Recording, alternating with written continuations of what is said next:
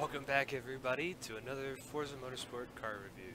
And today we're reviewing Roadkill's 1968, even though this is a 69, Dodge Charger, the General Mayhem. Now, I have to say that this is my third favorite Roadkill car, because nothing will ever beat the Datsun. What was my second favorite car? Forget my second favorite car. Oh, and the Crusher Impala. The Crusher Impala is another favorite of mine, but General Mayhem is probably have to be third place. I think the Crusher Impala is second because that thing's cool. But backstory of General Mayhem is Roadkill. I think David Freiberger. He was the one who picked up the car. I forget what he traded it for, but the car was a trade. It was basically a bare shell. It had nothing in it, no wiring, no anything. It was just a rolling car body.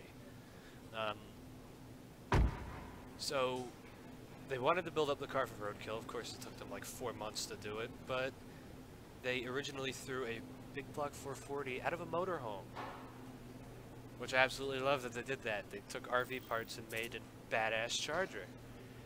And yeah, after that, I think you next see this thing in their episode 25 shootout, where they take the car, they drive it around the course. I don't remember the times that it got, but apparently it didn't do so well because the car handles badly. So then, in the Subaru Legacy Challenge, they took the car, they put a better suspension on it, and they took it around the Dirtfish Rally School in Washington State, and they claim that it's their best 2 minutes of Roadkill footage ever, but I beg to differ with Stubby Bob now. Especially the Stubby Bob episode that's going to be coming out on YouTube soon. But, well, yeah, then next, they got sponsored by Dodge, eventually, and they were going to do their Roadkill nights in Pontiac, Michigan. So, General Mayhem got sponsored with the Hellcat powertrain. So, this car currently has the Hellcat powertrain in it. The original purpose for putting a Hellcat in General Mayhem was to go up against Gas Monkey Garage, who blatantly cheated against them. So, it's the reason why I don't watch any of the Discovery car shows, because they're all fucking fake. But now this car is apparently in their episode 75 special coming up here for season 3 of, or no, not season 3. Season like 7 of Roadkill, and they take it back to Dirtfish with the Hellcat motor, it looks like.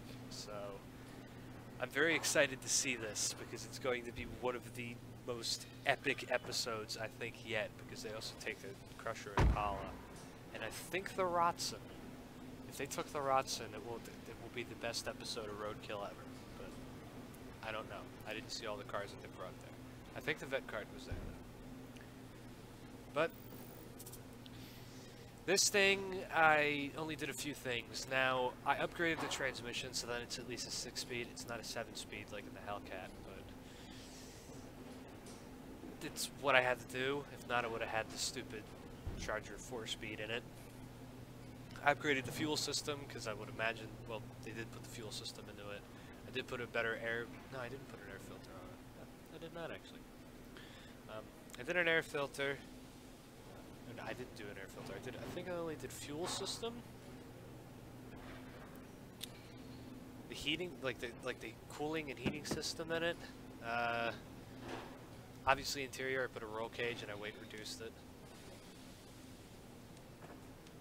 I forget what else I did to the motor. I don't know. I don't remember, but it's basically still a stock car. I think exhaust. It's still basically the stock Hellcat powertrain, except for the transmission, fuel system, and the exhaust, maybe. But so threw drag slicks on it. I'm gonna have to throw racing tires. I don't know. They might actually be racing tires on it now. Who knows? I'll throw tires on it or bring it to the track. But yeah, let's take it and do a drag test to see how fast this thing is. And I can tell you this is definitely faster than stock Hellcat in the game.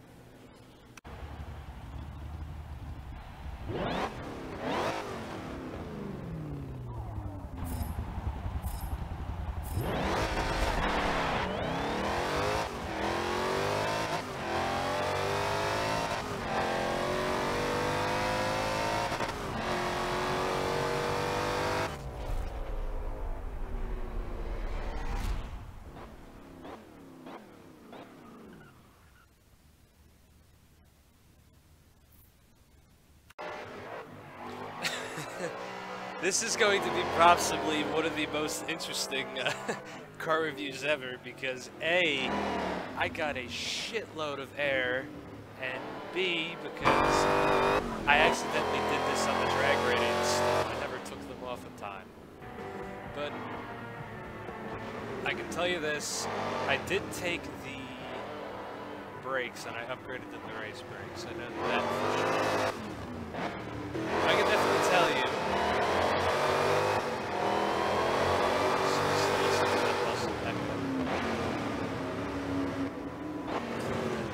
I can definitely tell you that this car is not made to be on tracks, even if it had decent tires.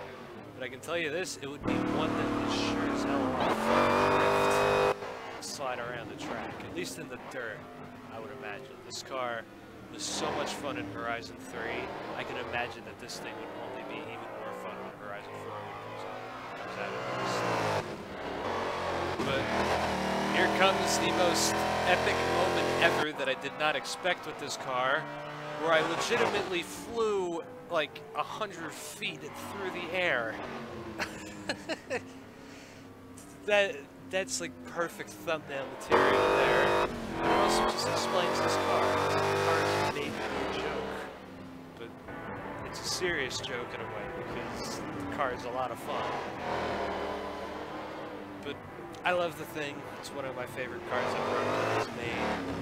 And yeah, it's a legendary car. Why not have it be legendary in a video game as well? But that's this car review.